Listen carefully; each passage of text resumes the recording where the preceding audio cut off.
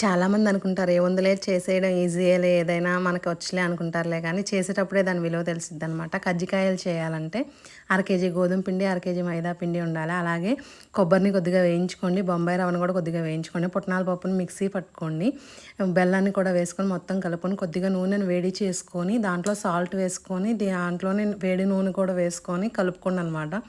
నిదానంగా కలపండి, జాగ్రత్తగా చేయకాలిద్ది. తర్వాత నీళ్ళు కూడా పోసుకొని పూరీ పిండిలాగా కలుపుకొని ఒక 1 అవర్ వరకు పక్కన పెట్టుకోండి. దాన్ని చపాతీ ముద్దలా చేసుకొని కజ్జికాయ చెక్కకి చుట్టూతా నూనె రాసి మనం చేసుకున్న పౌడర్ ఉంది కదా దాన్ని మధ్యలో పెట్టుకొని నొక్కి బయట ఉన్నదంతా తీసేయాలన్నమాట.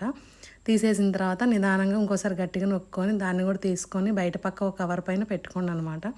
అలాగే అన్నీ చేసుకున్న తర్వాత నిదానంగా పొయ్యి మీద నూనె పెట్టుకొని నిదానంగా సెగ రావాలన్నమాట. నిదానంగా వేసుకొని ఒక పక్క కాలిన తర్వాత ఇంకో పక్క తిప్పుకొని దాన్ని తీసుకోవాలన్నమాట.